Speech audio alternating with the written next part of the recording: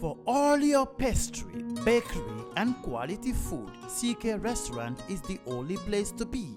We do catering for birthdays, weddings, and all related services.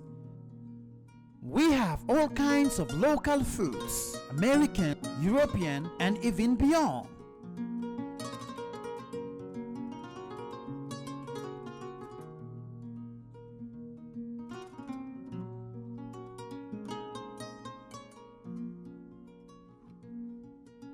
Come and have a taste of our local juice, ebe, and other services.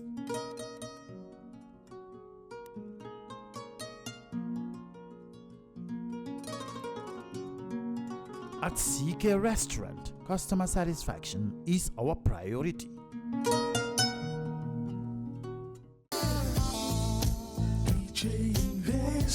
Are you thinking of owning your dream homes? EJ Investment is here for you. Secure our quality bungalows with 2, 3, or 4 bedrooms, or our story buildings, 3 or 4 to 5 bedrooms at very affordable prices with flexible payment plans at our Sanyang Seaview Estate, where you can enjoy the cool breeze with modern infrastructure such as tar roads, covered drainage system, modern electrification with street lights, gated entrance with security posts, and social amenities such as gas station, shopping mall, medical clinic, park, schools, children daycare, and a lot more. Our dedicated team of professionals will keep the estate clean at all times, provide security and patrol team within the estate premises, install latest technologies such as CCTV, Wi-Fi, home network installation, solar panel, and power backup system. Also, check out for our additional home facilities and interior design service such as premium tiling, wall plaster, home landscape, fingerprint home lock, and a lot more. Visit our office at Senegambia Kololi Highway and get a free site visit tour, or contact us on 4464-838. WhatsApp us on 3259220. Or you can visit our Facebook page or Instagram on EJ Investments. EJ Investments, we are first in properties.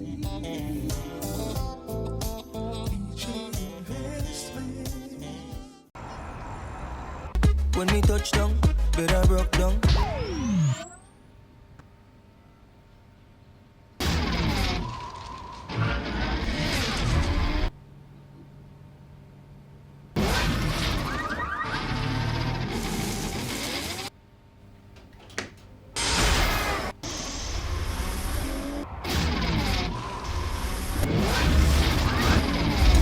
With Gamtel G-Fiber, now you can enjoy super fast internet in gigabytes. G-Fiber is affordable, stable, secured, and accessible to homes, businesses, and enterprises. With Gamtel G-Fiber, the future is speed. Gamtel, creating a brighter future in communication. That's how she became mine and see the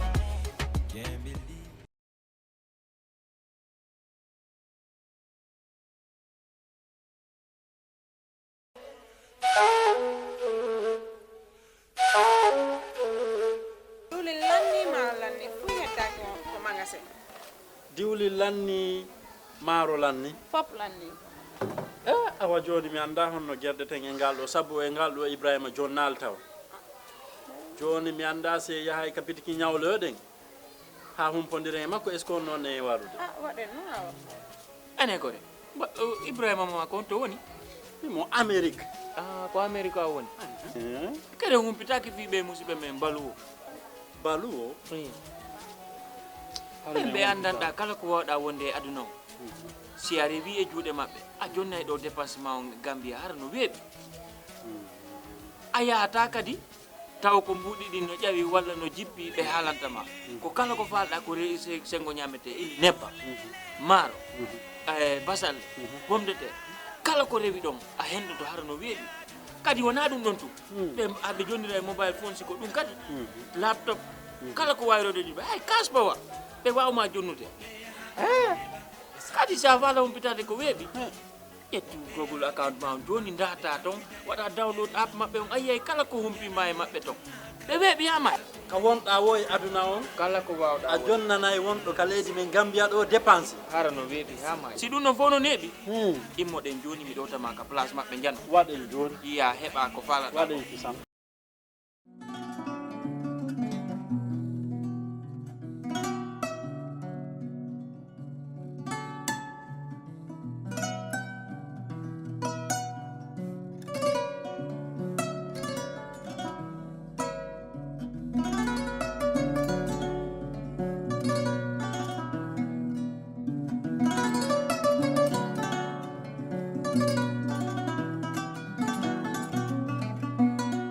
Good morning, everybody.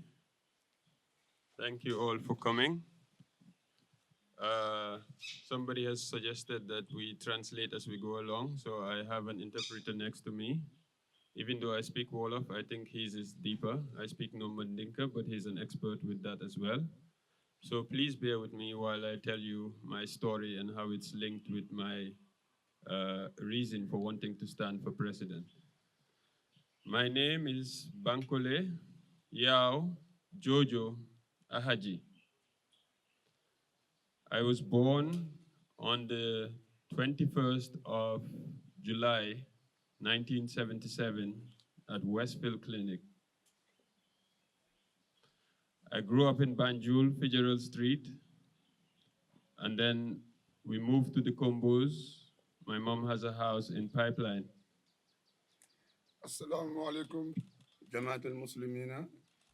Suñ président bi banki moom moo doon bataaxel nit ñi boppam wax nañu turam be noppi wañu ne fii ci Gambia fii la juddoo fii ci Banjul parce que Veraan dund na fa lu yàgg fi jaral mu am ay waxtu mu ñëw dëkk Pipeline.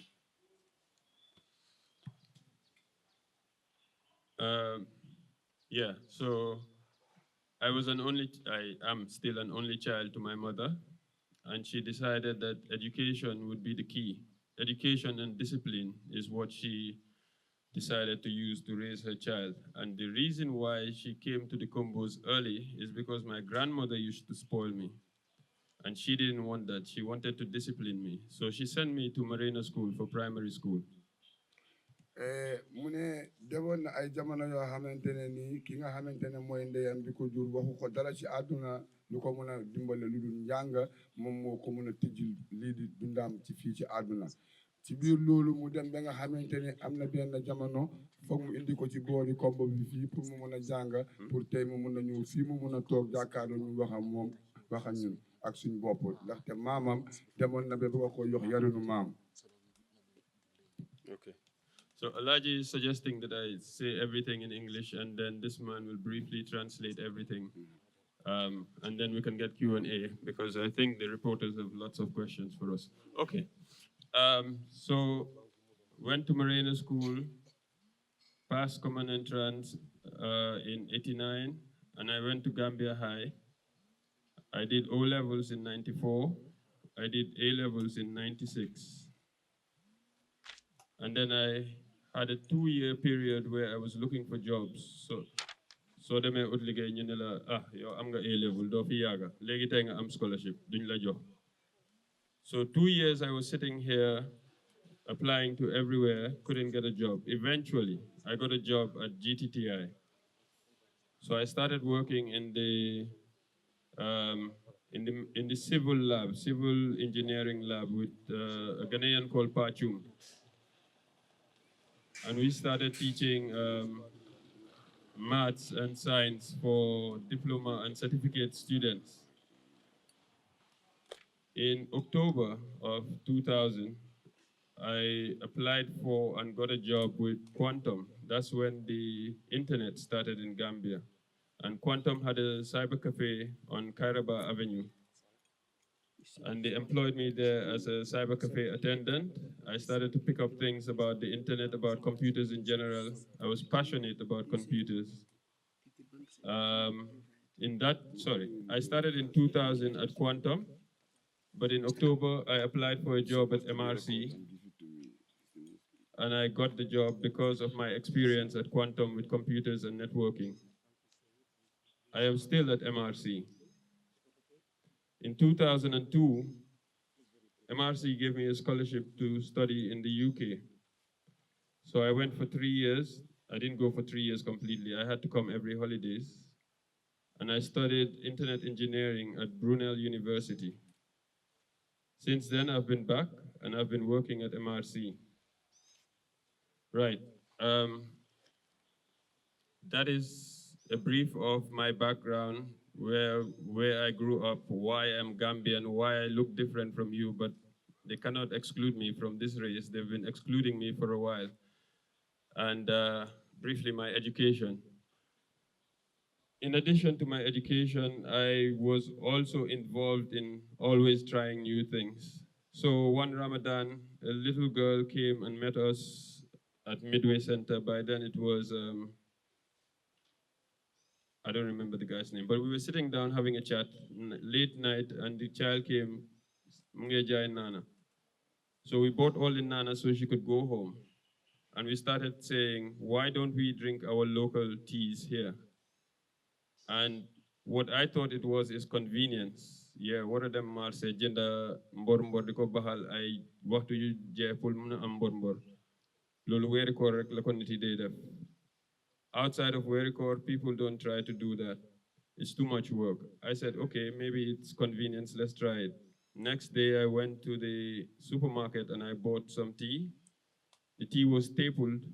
Remove the staple, grind some mbor from the market and put it in the tea bag. Mudor the yabi, faster than it does when you're boiling it normally. I gave samples out. Pulniti Tesco. What did they say? Staple bi, win la munna am dafa am ay effect. Manen buko liftin defé fofu nono ken halatu ton kel waxut ne staple bi dafa am problem de. Waye man dama staple rek ne staple bi am na problem. Which means that we don't believe in ourselves. We only believe in what other people have shown us. Okay, get out. I bought a machine from the internet, from India actually, and I started making tea bags. Initially, I was making them and putting them in plastic bags, putting paper inside to label them as kinkili ba ombor. Still nothing. Yanko takasimbus kany. Gayanko have bente. It's a Gambian thing. Right, okay. Ma uti box. Ma dugal ko si box rek. Everything changed. Box bi nak mo manyaka advertise si wall bi. Ajone is my brand, and it started going everywhere because Gambians were proud. All I did was put it in a box. Man dama tok suma bena cousin call ma mune dafa demon seti haritam Angleterre. Guy ne ko bugulo ñu may la mbor fekk mom suma cousin la xamna lolu koku dem ubi ko bodam mu gene mbor diko jox mu call ma mu ne ma boy sa tea bank fi de mané ko yeen you people don't know what Gambia has, but I know and I believe in Gambia. Lolu mota ma doré lolu nonu. Good. So last November dama tok rek mu ne harama dem rek radio ma declare ne ma ngi taxaw. Why? Because for them waxtaan bi no government bi nekku di dox lii la everybody is complaining. Gambia wax rek lañ mun waaye time yi def duñ dee def. Because I started doing and I started believing in myself when I started doing, I said, well, let me throw my hat in the ring. I have the qualifications. I'm a high school certificate. I'm a Gambian. I have all the requirements it takes to stand. So Madam West Coast ma declare ko niti di ko jappé tiahan binte ñu bari ñu ngi tok di ma sétan because dañ xamné yeah okay boy bi say la def dé jema challenge system bi sometimes set naka la fa tajo fine 3 weeks ago fogna ma sampa billboard Westfield Chobidor. Who is the Rasta man? Who is the Rasta man? Who is the Rasta man? Everybody wanted to know. And this is why you're all here today. I am the Rasta man. And when I was starting, everybody was saying, no, dogal sa kawar bi. So bugen neka president, danga dok wax len ko mo dok kawara. Man ni len no. Duma dok suma kawar. But this is the reason why you're all here today. Te waxon na ko si first interview bu ma def West Coast. Bu ma duga si station bi, I was shaking. I couldn't face the public then. I told them I would learn as I go along. Because there are some things that you don't know, but you will know if you're interested in finding out in life. So now they take me seriously.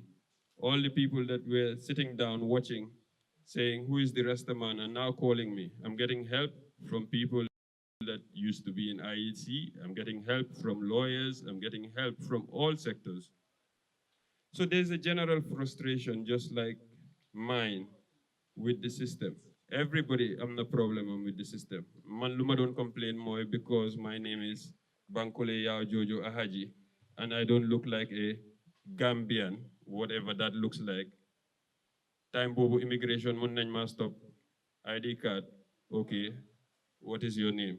Yang amé suma ID card, dima laaj suma tour. Where did you get it from? You're the ones that issue ID cards, and now you're asking me where I got the ID card from. Every time I go to Dakar and come back, I have problems at the border. No. One day, ma fipu. Yeah, okay, guy, lolu lañ xamné lolu moy Gambian. Gambian bi da nga wara nekk fi di make noise before they say you're Gambian. Dibi lolu lañ ma may jaama. Té légui xëj na suñ ma gisé ci political platform dinañ xamné okay, ki Gambian la buñ ko sonalat.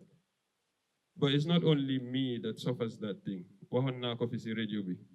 Soldat bobu nonu ñu né du Gambian te mu ngi won ci army bi all the time. Who are they to decide who is Gambian and who is not Gambian? Pol yu bari ñu ngi dunda fi more than 15 years. Mun nañu qualify ñu ngi leena sonal bin tay residence permit and things like that. It's a question of identity. So man ma ngi fogo ne ñun ñoko dunda rek. Nekte wo even the small boys are suffering the same problem. You finish it grade 12, you're trying to get an ID card. They start stressing you. People I didn't think, people who had Gambian names and look Gambian, people I didn't think would have a problem, are having problems with the system. Why? The system is not interested in letting you know your rights and what you're capable of. So a lot of children, a lot of young people have given up on the system. They're going back way. Instead of fighting the system, they have given up. No, people. Young people want change. They've never seen somebody that they can identify with. But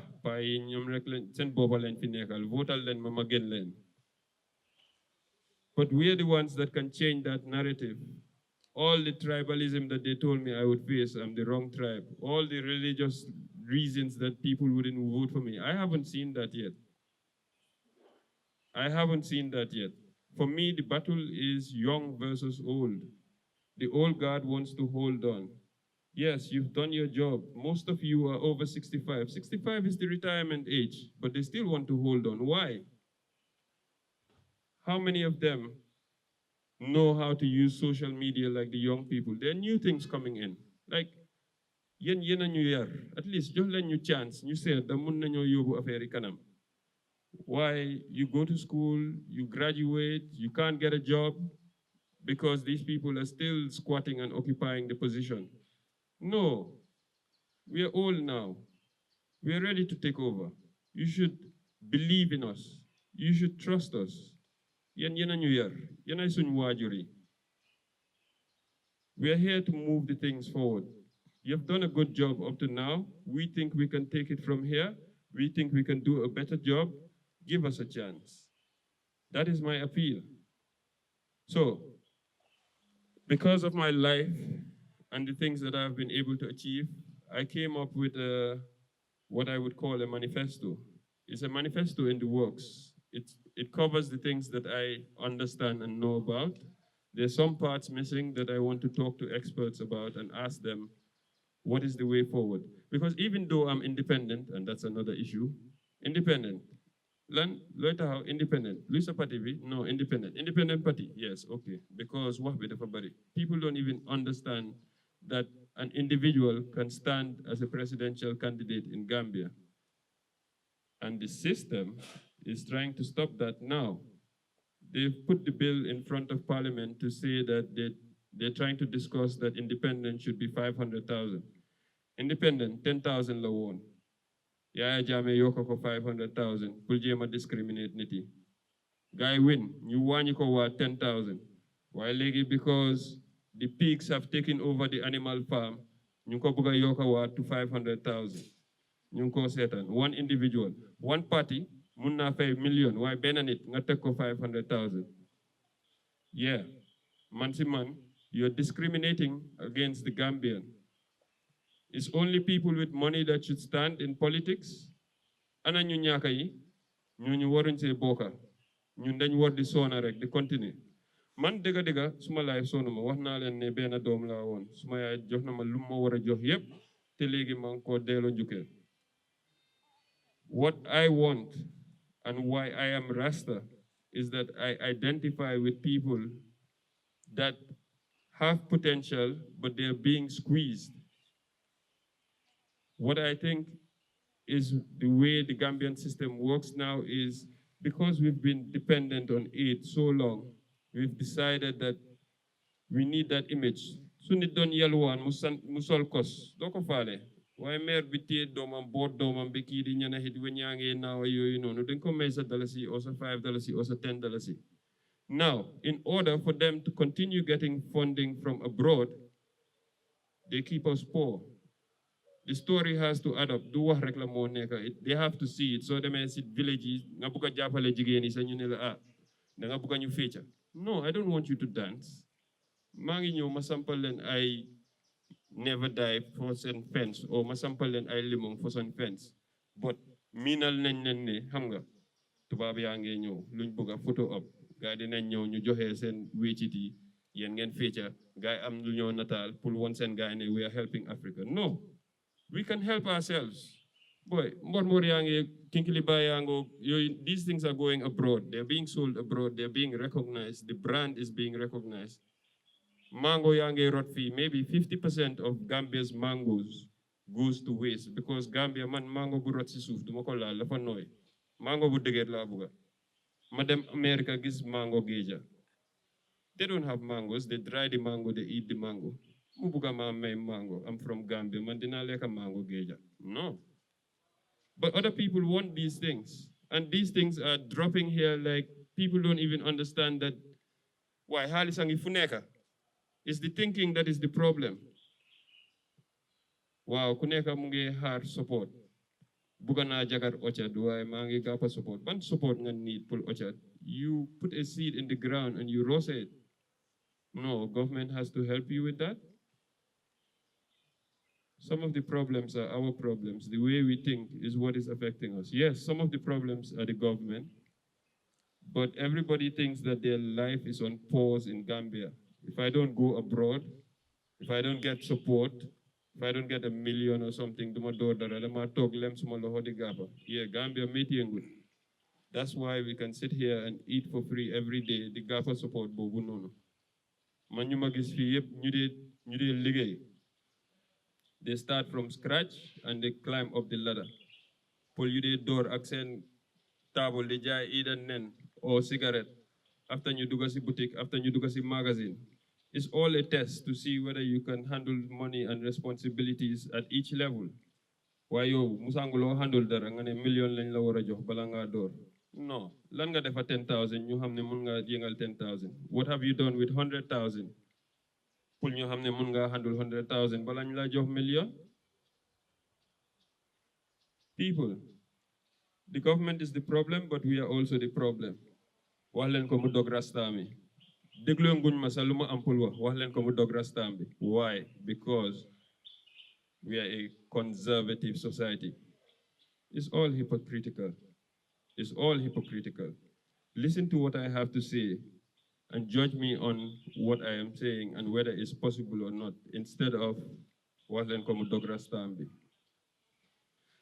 So, the first thing I believe in is free education.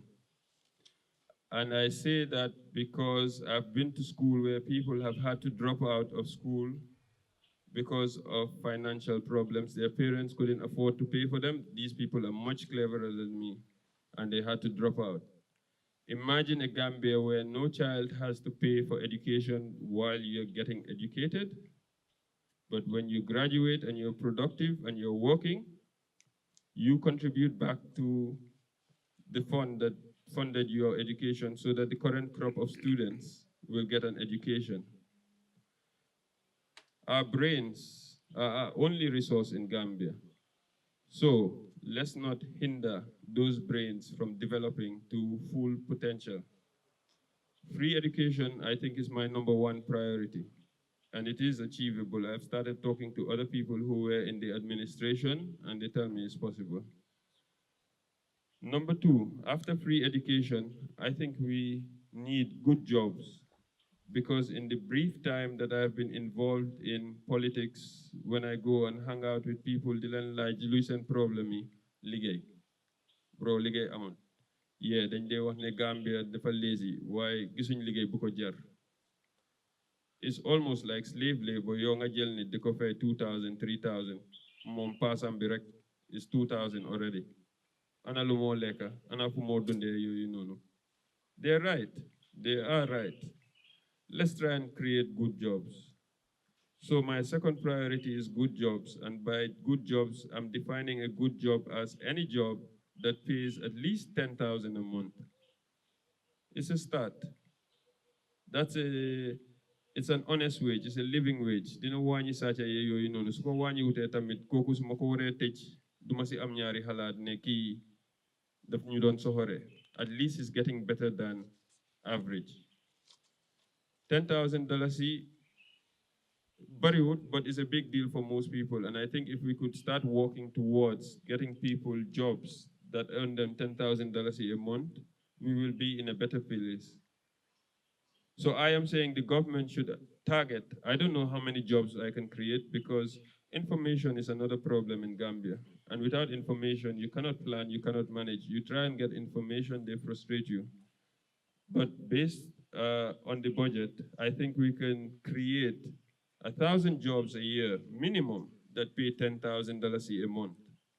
And every year, if you keep adding 1,000 jobs, in 5 years, it's 5,000 jobs. Those jobs will have knock-on effects. How can we make these jobs in Gambia? I am saying we already grow groundnuts, we already grow tomatoes, we all eat domoda, we all eat benechin. Benechin, tamate lohoti la. Tamate lohoti bange ñew, jobs yaangi des. I am saying let the jobs come with the tomate. We can grow the tomate, we can dry the tomate, we can packet the tomate. That will create jobs. Domoda degela. If GPMB was making dege, it would be high quality and it will be cheap and affordable. And because it's a demand, even Gambia abroad, then they book a dege Gambia. Why? Because dege be abroad, dafa am sukur.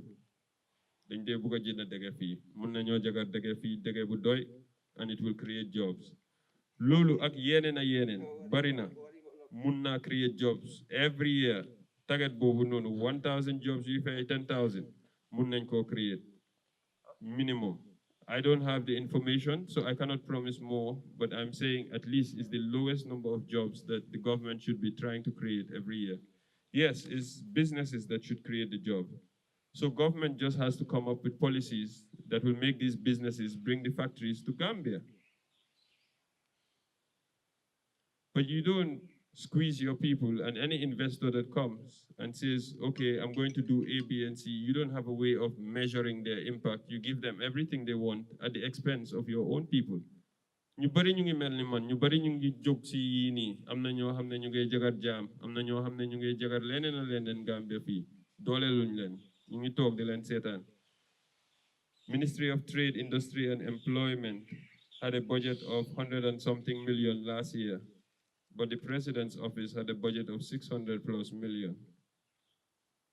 By the way they spend the money in the budget, they tell us what is important. So president's office is 6 times more important than creating jobs or creating trade or creating employment. Is that what they are telling us? Youth and sports was 100+ million. So the office of the president was 6 times more important than investing in sports. What is the prize that you win if you win Gambia's league? It's still less than $1 million. We are lucky to be qualified for African Cup. This is the first time. Man buma nekal hale wente zone 2 rek lañ don't qualify. Why? They don't invest in sports. Even though Gambia has an athletic young population, As we speak, Gambia is the gold medal holder in Africa for beach volleyball. So we can do it, but we are not being given the support. So I am saying that as a government, I think we should invest nothing less than $1 billion in sports. 1 billion is what it will take to build a proper football league that pays money as salaries to players that will attract people from other places to come and play, because if you want Gambia's play to improve, you need to compete with higher people. Okay, those people, when they come here, their people will want to watch our league. The Premier League, the reason it's big is because it covers everywhere in the world. Maybe there's no Gambian there, but there's Sadio Mane. We can identify with him when we're watching Liverpool play. This is part of the reason Lutaniti de Seta and those leagues. We can create entertainment here, and we can sell that entertainment because the Premier League makes billions in TV rights. But you need to put something in to get something out. They're not putting enough in, so nothing good will come out. 1 billion in sports is the third point that I'm saying is part of my manifesto.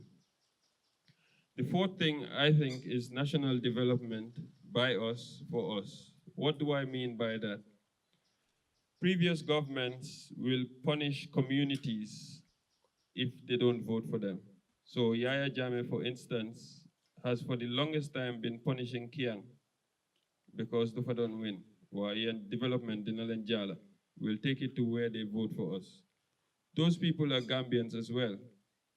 Okay, politics is politics. We don't like you. It doesn't mean that we are not Gambian or we shouldn't benefit from Gambian things.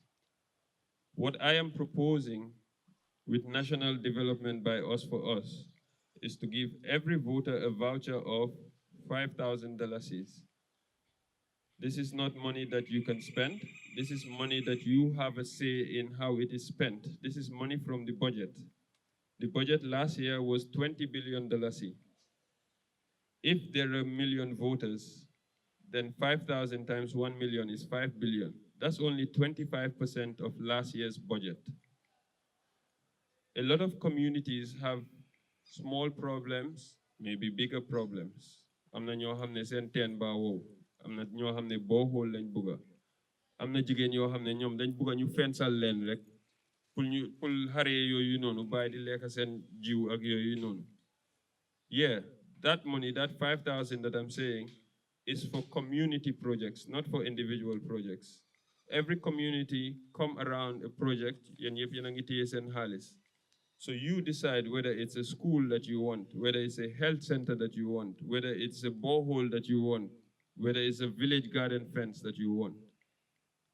By putting your money together and saying, okay, million buñ soxla pour school bi, ñun 200 teg nañ suñ 5,000 bi, mut na million.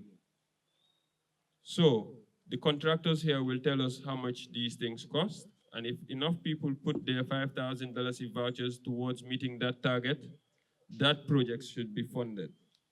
This is development from the ground up. They come and they tell us, we'll give you roads, we'll give you electricity, we'll give you water. Maybe not every community needs the things that you're giving them. You're not even listening to what people want. You're coming to tell them what you will give them. I am saying I want to hear from the people. And how will I hear from the people? By giving them the right to decide how $5,000 in the budget is spent. Now, that money, whether they put it in the school or whether they put it in the health center or whether they put it on roads or electricity, is what the community is saying it needs. Every community has different needs. Ñom nañ ñu wax ñom lan lañ bëgg ñu defal leen lolu dañ ñun ñu tok di wax ne ñun li leen leena defal ak la leen leena defal. I think we are mature enough as a nation. Gaay dañ ñu xeeb fi lañ doon wax ne TRRC should not be on TV because man suma gisee ne ki mo rayon suma papa dina ko attack. But we have shown ourselves as a nation to be mature.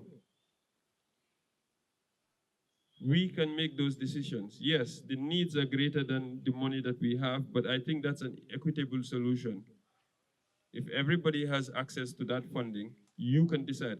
Or it will be a local argument between the school or the health center. But in the end, people will put their money around that project. That can happen every year. 25% of the budget can be given directly to the people to decide what development project they want to move their community forward. It's not impossible, it's coming from the budget. That for me is national development by us for us. 3/4 of the budget is still in the hands of the government. So for things that people have decided for themselves, ne lii lañ bugga, tibinta ñu ngi soxla yeneen ndimbal, or things that are national, like roads that cover the whole country, the government can cover those things, which is 75% of the budget. And so my final point is this: if the people are deciding what they want in terms of development, instead of bringing an expert from abroad to come and tell us how to fix our problems, ñoo xam ne musu ñoo dëkka fii or xam lu ñoo dunda, ñoo ñoo wax luy suñ problème yi ak naka lañ ko faje. If that is solved, then we can have a one-term presidency. Because the argument that Mr. Barrow is giving now is, let me finish what I've completed. Melen mama jekali luma door. No, man gisewuma ko nonu. It's not a 100-meter sprint, it's not a marathon. Dukuko door moko jehal. It's a relay. African problems, human problems in general, cannot be fixed by one person. There's no amount of time that you can have that you can fix all the problems. So, Jawara tried it for 30 years. He couldn't finish fixing the problems. Yahya Jammeh tried for 22 years. He couldn't finish fixing the problems. This man has done 5 years and is asking for another 5. Everybody is saying 2 terms. Luta, parce que non la ñëwé ci ñun. Ñun togo ñu séga lolu nonu da lolu.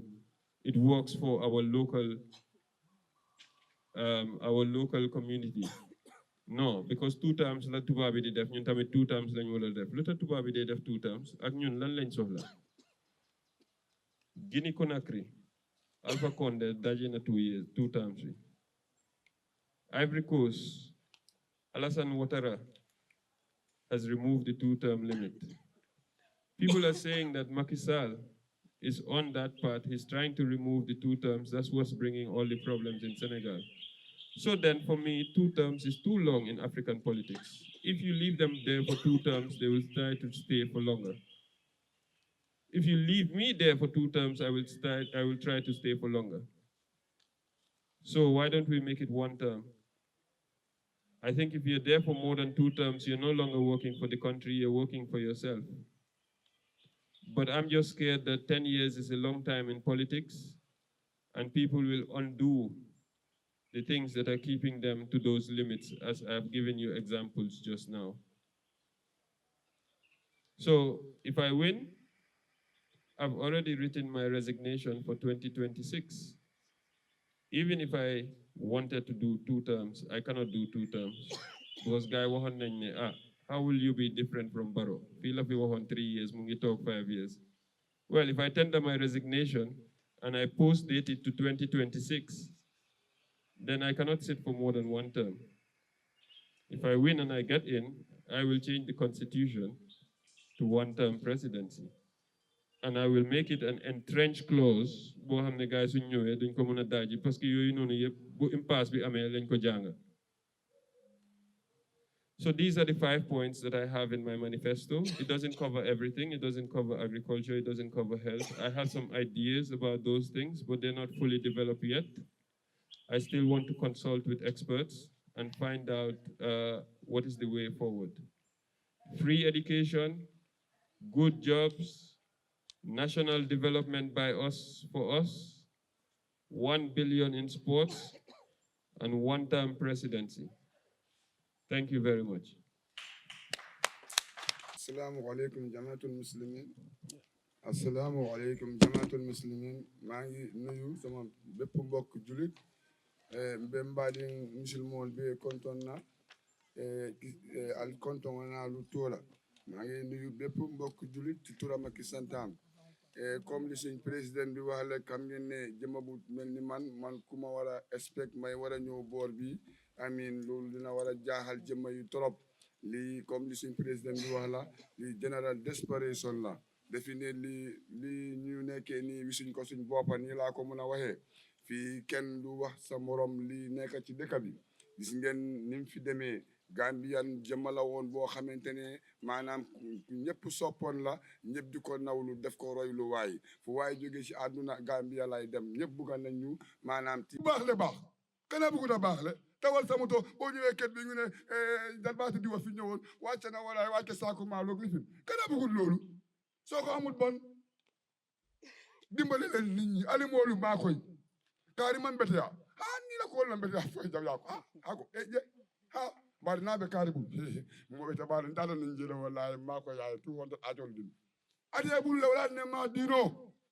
iman jaw ya iman kuriyat ali moolu maa koy Gambia fii dëgg la dëkk bu ñàkk la waaye Gambia ñàkkul ñun dañ soxorante waay ñun ñuy dimbalante waay ñun am nañ liñ diggante woon ñun am nañ fi ñu doore woon benn bool benn ndab ñu wër ko léegi ku nekk sa palaat gaa teg ku amul loolu bu xiifee fu mu jëm loolu ngeen lañ ko doon yóbboo borom kilifa yi duñu yóbbu borom xaalis ku ci ñàkk demal ci Modou Moussa demal ci kii nii ana ñooñu su koy dem tey ku nekk teg sa bunti kër bu nga jël koo jël di ko raasloo moto def ko waj maan muy coono xam ngeen lan la Gambian li fi amoon ay fiw nit ñoo fi doon def ay problème suñ joxoon police problème one time police ne lii ñële la waa guru bële la léegi bu police amee problème nit ñi am problème kan la hey dëkk dafa am bunta kër dafa am bunta ñun fi mu nekk nii gis nga amuñ bunta gan amatul ci pelong xoolal suñu war ak yi ñuy futtee ko ñuy jumtu fa la gaay ne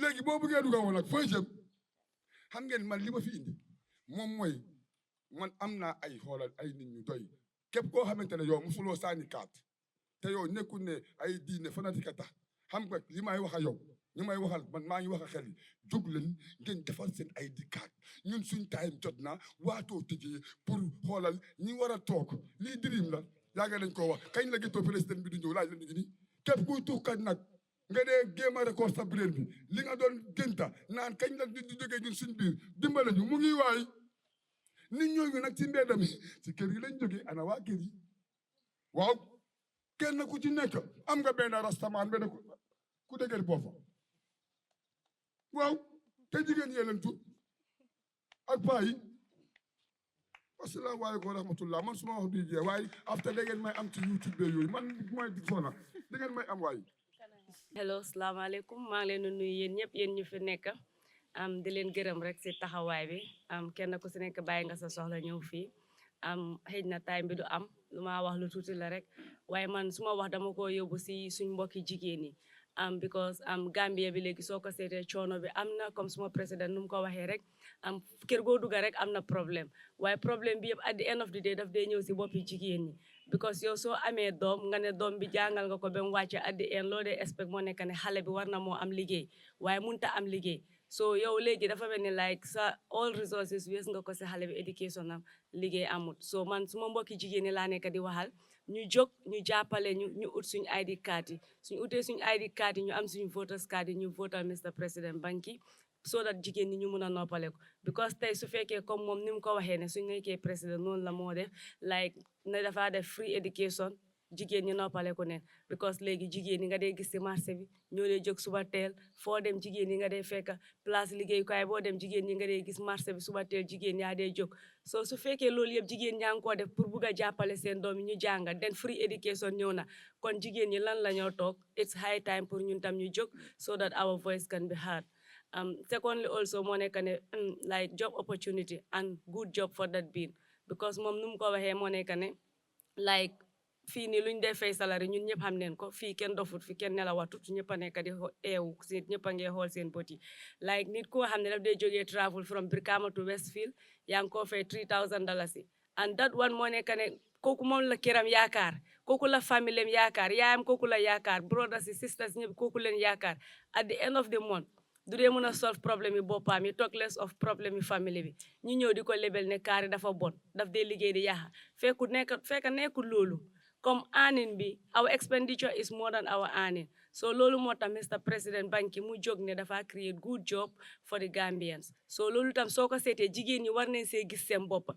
because yow jigéen bi soo jàngalee sa doom bi ñëw am liggéey boo xam ne dafa at least am $10,000 per month mun na moo dimbale boppam mun na moo dimbale jabaram mun na moo dimbale njabootam da nga gis ne responsibility dafa wàññeeku because soo ko seetee normally as su fekkee everything is going well at the age of 18 years yow nga jeexal school at least Sunday wa sax war naa wàcce sa parents yi waaye yet still da ngay gis koo xam ne dem na ba mag a grown up somebody a mature somebody lu ko yaayam defalu du ko am lu ko papaam defalu du ko am so loolu moo tax ne naka la lu ñu am loolu du ñu dee doy surtout ma ñu ko defal leneen so this is why Mr. President Banki mu ñëw ne like good job and then comme beneen last one bi nu mu ko waxee time amut I have lot to say waaye kii mu ngi maa wax ne just like 5 minutes last one bi moo nekk 5 years one term presidency because yow soo fi munta def dara for 5 years then there is nothing you can do even for 20 years loolu wax la rek they are just using it as opportunity so that they can have like ways and means to eat our resources and then like to waste them. Me, I don't believe in that. What you come to do, Monica 5 years so new, defco, stop there. The next person comes, must start from there. It's just like a relay. Run at a distance, stop, give the baton to somebody to continue. Then where you stop, the next person he or she will start it from there. So lola am luma don wax di wax ne suma mbokki jigéen ñi ñu jóg ut seen voters card ndax ñu noppale ko it's high time jigéen ñi sonna neen soo gisee tamit mu jóg mu ne jigéen ñi la bëgg a jàppale nekku ne dafa fàtte góor yi because fii Gambia kër goo dem góor yi am ne ñaari jabar ñetti jabar so yow su fekkee da nga jóg nga doolele jigéen bu nekk mun a responsible njobootam then yow góor what is your responsibility now yow da nga relax because example su fekkee ne yow góor bi am nga 3 wives Mr. Banki mu ñëw mu ne free education yow jigéen bi loo doon xëy di dem di uti for all your family moom mu ñëw def loolu yëpp free kon yow jigéen bi what is the use of yow ngay xëy suba teel di dem marché di jaay or di def other things it's not important da nga gis ne jigéen ñi dañoo relax so loolu moo tax man dama si gis suma boppa te dama bëgg every Gambian ku nga xam ne jigéen nga ndaw nga gis sa boppa si Mr. Banki ñu jóg it's time for us to tighten our belts and then to fight the war. I thank you all. Ufa. Nephew.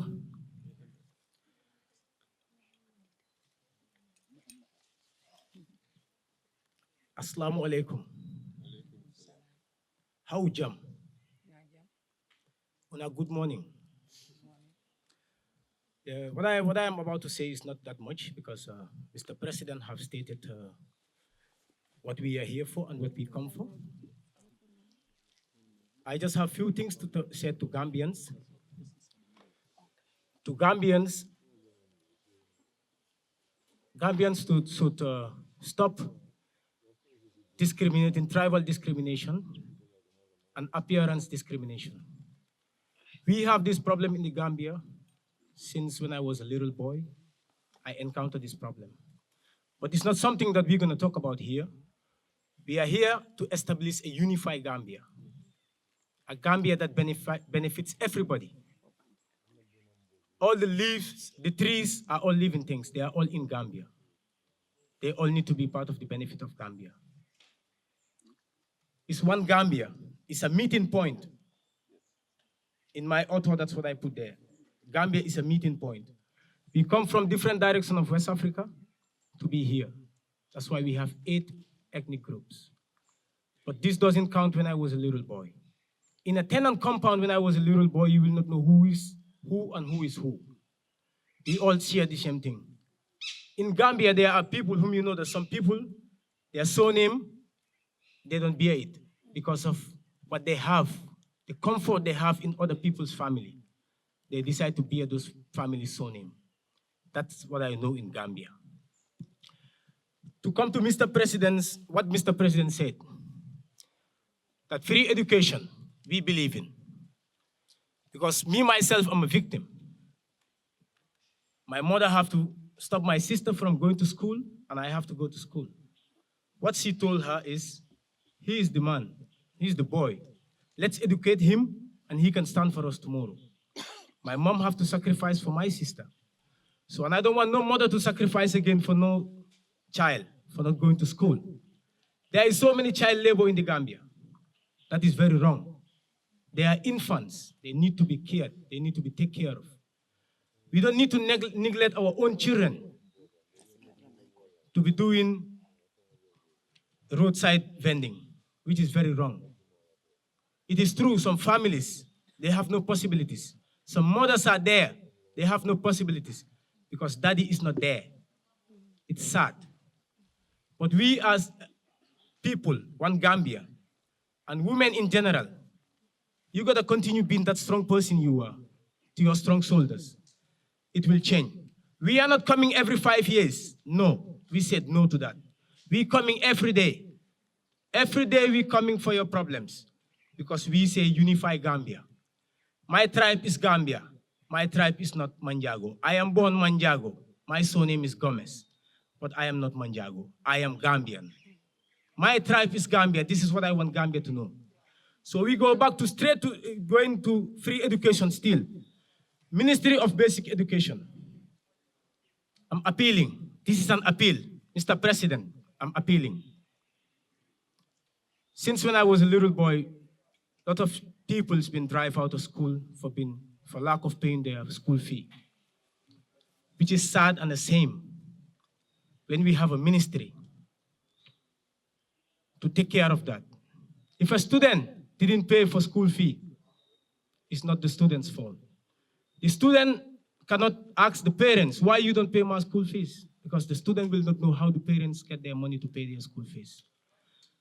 I'm appealing to the ministry to allow all students to sit their exams. Let the school write the bill, pass it to the ministry, let them pay for it. Because their parents are paying for tax. We are the taxpayers. We need to be looked after. We are looking vulnerable and weak. And my voice is for the vulnerable and the weak. We're gonna speak all the languages, but we are here for a press conference, which is not much time. We're just gonna talk to the people who are present and the media, that we are coming. All the villages, we are coming. We are not gonna give you gold spoons, but we will teach you how to get a gold spoon. This is Gambia. Unify Gambia, I call for. Let's all be unified. It's Gambia, it's one Gambia. No tribalism. When I was a kid, I don't know about tribe. I can speak languages. Some people don't even know what I am if I don't tell you my name and my surname. I can speak because I'm a Gambian. This is what I want everybody to put in mind. And I'm gonna talk to the youths. This is development by us for us. Let's get up and not to hear our parents. We're gonna hear them in the right way they took us, but right now, they're not taking us on the right path. They're not. My apologies if I said anything unknowingly or wrong. Unify Gambia, I call for. Banki, my first question be maa ngi tudd Fatou Samba maa ngi liggéey Gambian Talent TV si biir dëkk bi ñu nekk ni muy Gambia rawatina nag mag ñi ñu bari den associate li nga xam ne moo nekk dreadlock ak lu ñaaw daal so tey yaa ngi ko def ma bugg a laajte ndax di nga dog rasta yi su dee Gambian fi loolu mooy tax ñu gis la serious beneen bi moo nekk marijuana ku nekk xam na ne nekk na loo xam ne ñu bari ñun suñ media house ñeneen seen leen lycée bi ñu wax ne ñoom dañ laa support parce que yow dangaa support lu mel ni marijuana su ma bëgg a xam rek ndax yow dangaa support marijuana ak ndax tamit dangaa tox marijuana parce que xam nañ ne dreadlock dañ ko di associé ak lu mel ni loolu mooy suma question. Thank you. So first one with dreadlocks with dama ko dog man foog naa ne su dee Gambia dañ serious waruñ ma laaj da dinaa dog kawar bi parce que du kawar bàyyi def liggéey bi kawar bi is just an appearance su dee Gambia ni appreciate wuñ suma appearance ñu bëgg a continuer si luñ fa nekkee woon di torox waaw nañ continuer waaye kawar bi dee du dog kawar bi moo ma isil lii yëpp yéen ñu fi taxaw tey yëpp kawar baa leen fi isi because yéen a ngi joomi kanay rastaman bi toog nii bëgg a nekk président yeah okay cannabis laaju leen ko kenn de waaye man laaj ngeen ma ko because rastaman la I am going to tell you my opinion and you are the press da ngeen dee mun a edit wax naa leen ko nag ngeen déglu ma bu baax me Banki I believe in legalizing cannabis me Banki now legalizing it in Gambia is a national thing. It has to go through parliament. Now, why do I believe in legalizing it? Because the UN has decriminalized cannabis, because the WHO is calling for studies on the medical benefits of cannabis, okay? In Gambia, it is not illegal for me to buy a bottle of beer. Ben police duma arrest pour ma jënd sangara. Why didn't la arrest because yang e tuhtai? No. If we are going to allow alcohol, we are going to allow cigarettes, we are going to allow prostitution, then violent too. Economically, places like Uganda, places like Morocco are making billions from selling cannabis. Wa Gambia ñun ñu ngi bay gerte diko jaayé wécit. So for these and other reasons, me, Banky, personally, I support the legalization of cannabis. Why yéen di ngeen ko twist ngeen dem wax gaay ne rastaman bi dafa ñëw pour legalize cannabis. Lolu dëkk bi ñoo ko decide. Kacha jot na kaay leen ñu waxtaan. Man foofu laay waxee. Thank you very much for giving me the floor, Ahadzie. I am Omar Ba, and of course, along the way, you will, inshallah, be seeing me all the time because I'm a political reporter. Okay. Welcome to the political arena. Thank you. My first question is with regards to, the promises that you intend to achieve in terms of changing the pay scales, probably in government, that's what you can determine. This is a tax-based economy. What the tax cannot give us, we borrow it from somewhere.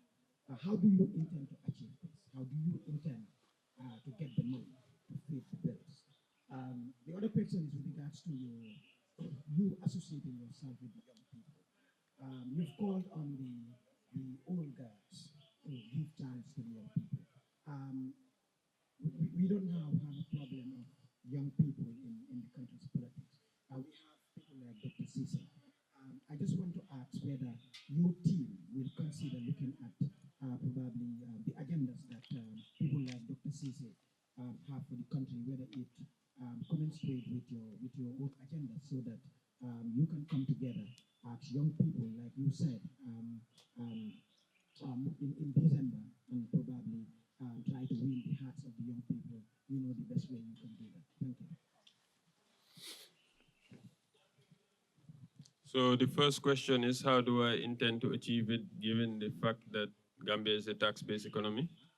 Right, so I was talking about creating 1,000 jobs every year. 1,000 paying 10,000 is 10 million every month. That's 120 million in the year. I wasn't talking about upgrading government workers' money. I was talking about creating productive jobs. Things that we need in Gambia, we should start to create it here.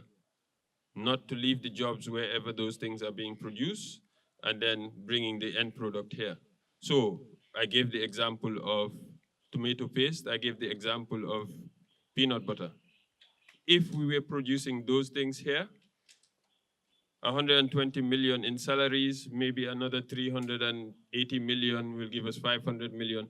Imagine if you spend 500 million and then you make anything more than 500 million, 550, 600 million. Already you have a sustainable enterprise. Wow, dugal nga si 500 million, why so si 600 million juge? People are eating, 1, nit yangi leka. People are employed, 2, nit yangi ligay.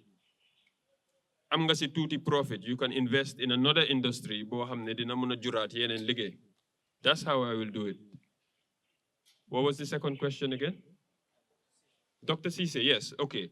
Everybody has asked me, will you do a coalition? Yes, I don't mind doing a coalition, but it's on my terms. If they agree to one-term presidency, if they agree to letting people have a say in the development projects that they want, if they agree to 1 billion in sports, if they agree to free education and good jobs, anybody that agrees with that, I agree with them.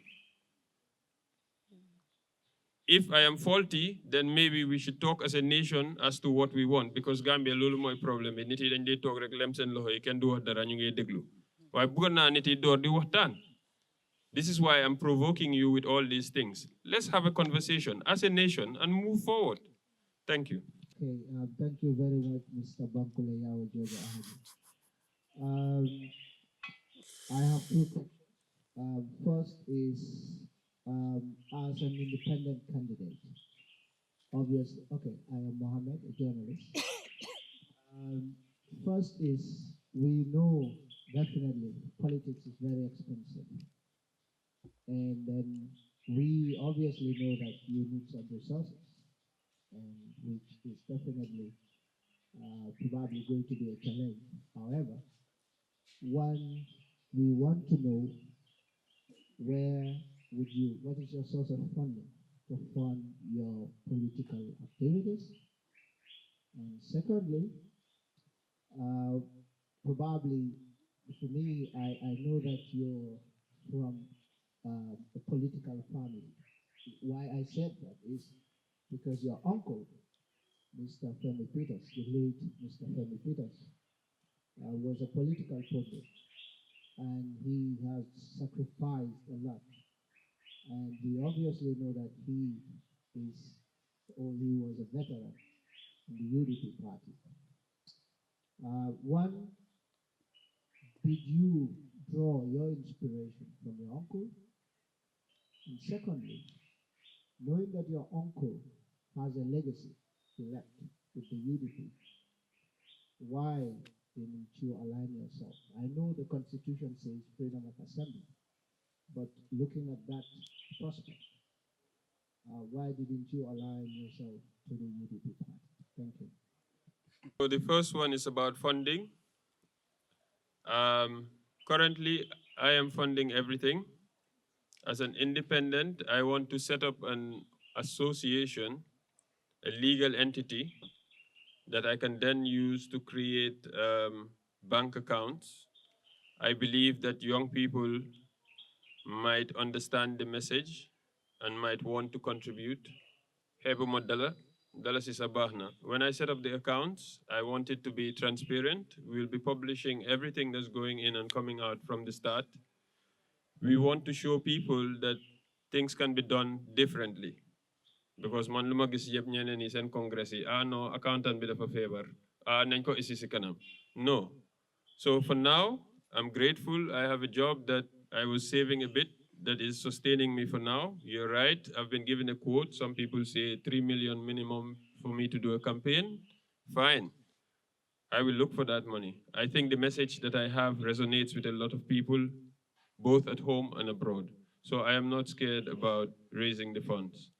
The second thing about my uncle, okay, I'm going to have to admit some things here. I have only voted twice. The first time I had a voter's card and the recent 2016 election. I'm actually a Doi supporter because for anybody that is educated at the time, they're the ones that said things that made sense to me.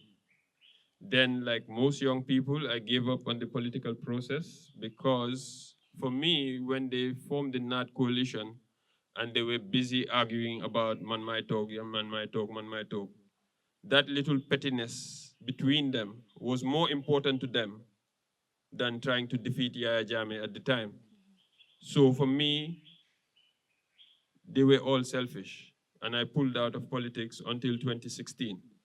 In 2016, I was also going to vote for Doi before the coalition, until somebody approached me and said, if you look at it in terms of sacrifice, blood and otherwise, UDP has sacrificed the most for the country. And he convinced me. So if you convince me, if you give me good arguments, I will support something. I would have voted for the UDP even without the coalition, because for me it was a do or die election. We wanted to get rid of Yaya Jammeh. Me and my uncle, we've always been politically opposite. What I observe is we don't observe something like social distance. We don't apply the rules of regulation of COVID-19. Why? Second question is we talk about free education. We see many politicians talk about it. You say that because of the politics or what? And my third question is agriculture. You don't mention it. Why? And also 1 year in term. Mado def wahu hati. COVID-19, number one, huh? Yeah, I am aware of COVID-19, and I'm aware that I am putting myself and the people around me at risk. But we are all being hypocritical. Ñun ñëpp dañ dee génn du always lañ dee sol mask. Don't touch your face ak yooyu noonu. Yaa ngi ni yaa ngi wàcce woon sa mask bi yaa ngi ko ajaat. So we are all guilty of COVID-19. But I'll tell you why. Buguma, I'm in politics now. Buguma di dem si nit yi man kenn ma sol mask. Ñëpp ñu ngi bàyyi seen boppa. Then they start to look at you funny. You see what I'm saying? So it's a sacrifice. I'm aware. But, it's a sacrifice. Okay, let me put it this way. The chances of me surviving is great if I have COVID-19. Just by the numbers alone, the number of people my age that die from having COVID-19. Yes, people are catching it, people are dying. But my chances, and I am taking that risk on myself, I am aware of the risk. So that's the COVID-19 question. The second thing was the one term. Free education. I told you that my mother invested in me. Education is what made me what I am today. So it's not a government promise. It's something that I have lived. That's why I believe in free education. Free quality education is, well, it's not free, they paid for it, but I believe that if a marina level education is available to every Gambian, Gambia will be something different in 10 or 20 years. So, yeah, okay, it's a political promise, but it's something that I believe in. The next one was? Agriculture. Okay. I told you that my manifesto is not complete. I still need to consult with people on agriculture. But essentially what I believe is if in the rainy season we grow enough to last us till the next rainy season, because the hunger season in Gambia is rainy season. The crops are still growing, they are not ripe yet, but the food has finished from what you stored from last year. So I think that maybe the bulk of agriculture's budget should be in irrigation. Let's give them water 3 months after the rainy season so they can grow a second set of crops. Preservation, this is the other thing that we can do. The tomate lohoti, the dege, these are all ways of preserving groundnuts, tomatoes, and all these other things that we have. Like I said, I'm not an expert. What I heard from the farmers, especially recently with the groundnut season, is the government didn't give us fertilizer, they didn't give us seeds, but now they want to force us to sell our groundnuts at 20,000 when we can take it to Senegal and sell it for 23,000. I believe that the government should give them groundnuts, should give them seeds, and should give them fertilizer, and should give them farming implements. Because when the COVID strain that will be lethal, that we all will stop touching our faces and wear masks always comes, those people will shut down their countries. So we would have to survive for ourselves here. The other one was what? 1 term in office, like I said, I've written my resignation already. It's dated 2026, 4th December. So it's no longer a promise. That I can submit. It's a legal document. Yeah? I'm serious about that. Mr. Bankole, you made mention of free education. Okay, free education, as we see that in the Gambia, it has been outside up on one point. The less mentally disabled people and the physically disabled people have been left aside. They are mostly being discriminated on both sides. Are they part of your agenda?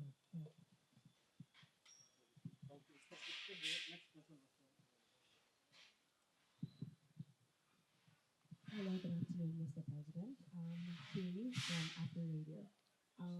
Before you mentioned about the youths, I understand you talked about more jobs for them and also $1 billion in sports.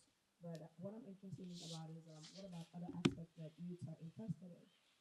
For example, the entertainment industry. What are your plans for that?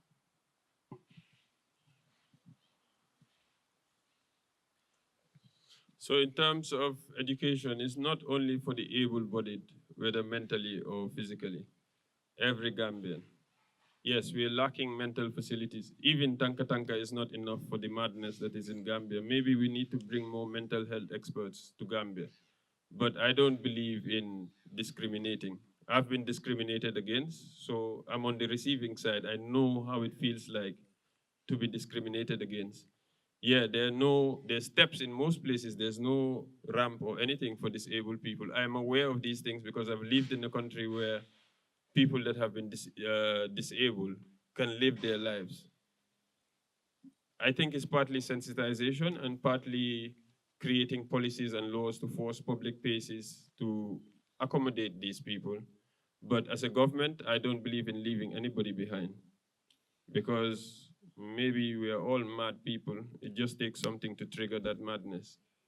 So we might be the ones that are suffering from that. The thing about youths, the jobs is not necessarily only for youths. It's for anybody that is serious about working. If you're serious about working, I'm serious about helping you. The billion in sports, yes, because I believe that we have what it takes to make world-class sportsmen, and we should start investing in that. I was talking to a guy from the Athletics Association yesterday, and he was saying that Gina Bass, that is number 6 in the world or something like that, is training in Senegal because Senegal has a sports center of excellence. So maybe we need one of those things here to improve our athletes and other things. In terms of entertainment, entertainment has been a big inspiration to me. Right, why do I say that? ST is making millions. Jizzle is making millions. Attack is also making money. These people started from the ground up. It's not IMF that came here or World Bank that came and gave them a grant to start singing. This is something that they felt. I can identify with those people because I'm starting this from the ground up and it's taking off. It's more of those examples that we need. Now more people are doing music because they all want to be like ST. If we have success stories, we will have role models. If we have role models, we will have more people wanting to be like that. Maybe we will erase that thing in our brain that tells us that we need to go to Babylon before we can succeed. So, entertainment, I don't really know what their problem is. Briefly, I was talking to a guy from Holy Family Bland, and he was telling me basic things like copyright, like just to have a number and things like that are still a problem. The law exists, but nobody is implementing it. I know the value of that. I have barcodes on my things. I spoke to Sparkling Black. He said that BBC had played his song, but he never received royalties because it's not copyrighted anywhere. I mean, if this is paperwork, what are we waiting for? That would have been money that they would have sent to him that he would spend in Gambia. We're allowing it to just roam freely abroad. I need to listen to them and how they want to be helped. I really want to help those people because they've already taken the first step. You can jàppale leen ñu dem ci billions ci millions ci doyut léegi. Assalamualaikum, okay. Mourou Mohamed Niang, Fatou TV. Okay. Like Mr. President, mooy yaa ngi wax ne election time bu pour nga bokk ci 10,000 lool président Jammeh ñoo yokk na ko 1 million ñu ngi wàññi leen ko waaye ñu ngi dibee ci house bi ne independent bi da nga war a fay 500,000 su nekkee bill boobu jàll na ndax yow pare nga pour fay loolu soo ñëwee itam ci président naka nga nar a doxalee ci géej bi nga xam ne askan wi ñooy jooy leen ci bëri ñu ci loxo gan ñi wala ñu ci loxo ñi nga xam ne nekkul doomu gisuñ ci suñu bopp because jëni présenté waaye ay yaa booy yëpp yooyu ñun dañoo lekk rek te ñu presse yi ñu ko escort ñu ko def lan nga plan nga am si loolu wala yow da nga ñëw rek pour presse bi jox la riir rek nga jàll wala di nga toog maintain gérer affaire yi donc affaire bi tam yomb pare nga def yëpp wala riir rek la dañ after that ba du gis liste président. Well, dinaa ko lijjante because jar na ko. And I think maybe I have convinced a few of you, maybe other people are watching me, maybe they believe in the cause. Anybody that believes dalasi sa hebuñ ko ñu dem. That's number 1. Number 2, géej bi kontaan na at least léegi ñu ngi complain léegi métti na parce que fii su métti wutee nit yi duñ dee jóg. Géej bi yaaga na fa Yaya Jammeh sa joxoon na gaay gaal gaay jaay ko dem back way waaye at least léegi ñu ngi see gis njëriñ Chinese yaa ngi ko poison ak yooyu noonu léegi xëy na ñun dinañ jóg ñu door di liggéey si géej bi parce que ñun ñoo ko soxla yéen ñëpp xam ngeen ne ëppa doole ñu dee nappa fii su maagal amee jën daf dee ñaaka anañu lan lañ soxla pour dem nappi man nag I like experiments. So there's one man rek dama tej river Gambia ñu def ko fish farm. The whole river ñu def ko fish farm. Nga xamne bobu jaratut napasa nañ dem rek di tiba ci jeni sa yuñ soxle ñu tiba. That's an experiment. This is what I think if I had resources I will do. Because we are farming animals on land. Why can't we farm fish in the sea? That's what I would have done. But I'm happy that there's pain. I'm happy because sumeti wute niti dunde wa, sumeti wute dunde dam kanam. But thank God, meti na legi. So nañ tok ñu waxtaan ci lolu nonu. Like I said, it's not just about me, it's about us. Yo ekati nga lolu nonu. Pare na pour pousse. Waaye pare na tamit pour ñun ñëpp ñu tok ñu waxtaan. As a nation, lan lañ bëgga ak lan lañ ci pare def. Affaire yi du lem loxo wax rek le ñun ñëpp dañu wara jóg ñu dox.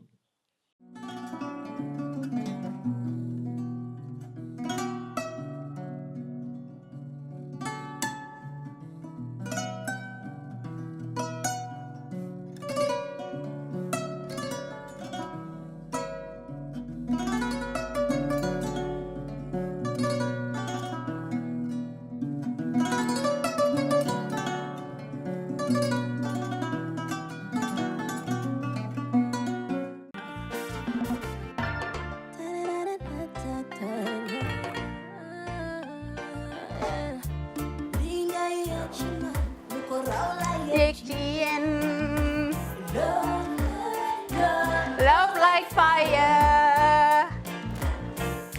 Wow.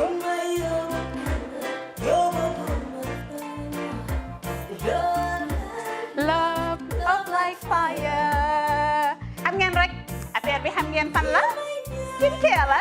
2020 lañ wax de. Wow. Fii nag mooy Kerr fan Kerr zero tache. Perfect skin. Skincare saa su ne rek niñ ko dee defee rek loo lañ soxlaati rek maanaam bu dee am problème ci seen skin yéen xam ngeen fan la fii ngeen di ñëw suma xarit yeeg am di jàmm yi nga xam ne taas daf lañ sonaloon xam nga doon xeesal ba laka xum éneew ma lañ ko nag waaye just in case comme ni ko gars yi di waxee rek en cas just in case loolu xew xam ngeen fi ngeen di ñëw Skincare Plus si yu baax rek la ñoo dox nag ay baax rek fu ne la ñoo dem ci réew mi di lañ indi rek nag products yu baax du Paris du Italie du USA du fi mu nekk nii sax boole nañ ci nag Sweden fu nekk lañ leen a indilee products bu dee tamit nag da nga ñuul rek ñu lay jamaa natural beauty that melanin dripping we do have stuff for you as well emuñ si skincare products rek ñu ngi ci cuub yi tamit fu ne la ñoo jaar in fact sax last commercial bi ñu defoon waxuñ leen woon ne dañoo dox ci ay kawar 9A grade rek nag waaw we do have bundles as well hair si lu ne la ñoo dox ñun ñu ngi ci rafetal jigéen rek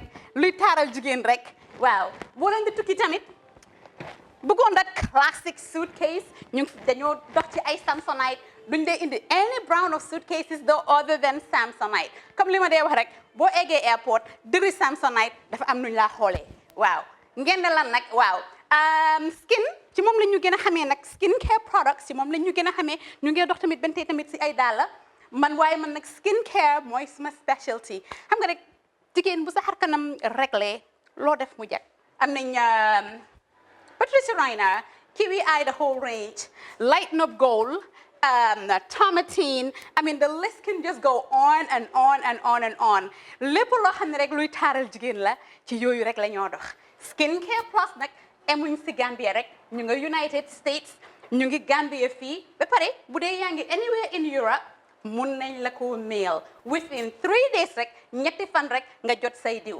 emuñ si loolu rek dañ laa consult tamit balaa ñu laa jaay diw dinañ def a free consultation pour wax la rek exactly li nga xam ne moo méngoo ak sa kanam dinañ leen wax tamit ne rek am nañ perfumes fragrances men's shirts accessories we do dresses as well we do blouses I mean we do shoes name it we do them Skincare Plus 2020 is our year of perfection zero task fi mu nekk nii réew mi fii kenn waratu fi defee task kenn waratu fi am problème kanam kenn waratu fi am problème yu picca boo ko amee dafa fekk ne rek ñëwuloo ci place bi fii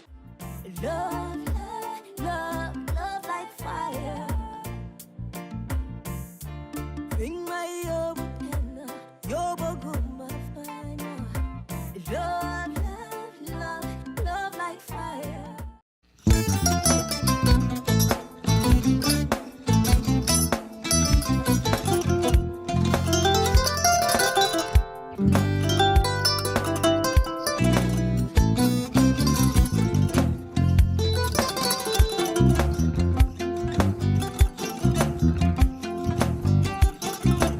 Agada. Mbijan aganyadi. Albaka. Mbaka important. Yo, nga transfer la sto. Ya transfer la sto. Ha, code nyinji. Okay. What's up? Nsila ID soto. Sa soto. Sorry. Agada. Mbijan bro. Albaka. Mbaka. Bara alla service o tariaka. Mbale. Mo ki janna nun kunu bara tariaka. Jannom yona forest de bureau. Gambia tonkon na no mbali ya bere. Birim koyna fo kato. Bari si kodo kino kato ni fo bolong blabe. 56 branches mola soto Gambia jam. Ha? Gambia kono ani Gambia bantala Bankole. Nka kodo kiya bere. Kodo sifa fo falindiro fo nyaadi lafta memmen na kodi topoto nin kodi maraw. Jannom number 1 di nyonta. Andum fana nata anoda enterprise sotale. Wolam nyindi ko domorol fana kol fana be firale de dadi man domorol dir fana beteat.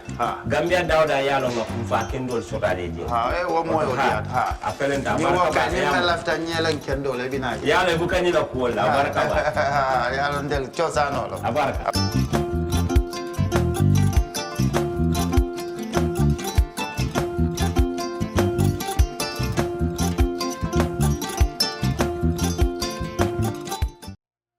We live in a day and age where technology is creating a world without borders, filled with unlimited potential to improve the lives of the people around us.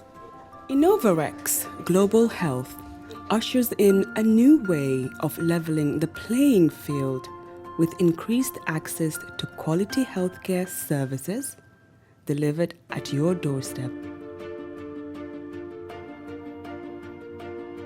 Our qualified professionals are equipped with state-of-the-art point-of-care testing technology to conduct tests such as kidney function, liver function, electrolyte tests, body composition, hemoglobin, A1C, and many more services with the highest efficiency in delivering results.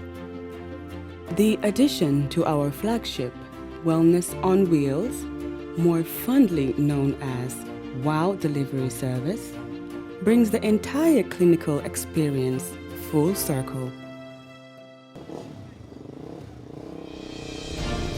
IGH has remained committed to creating the future of healthcare delivery. Gone are the days of sending loved ones outside the country for basic medical services. Innovarex Global Health offers a new peace of mind and takes pride in delivering the quality of care we all deserve. When we touch down, better broke down.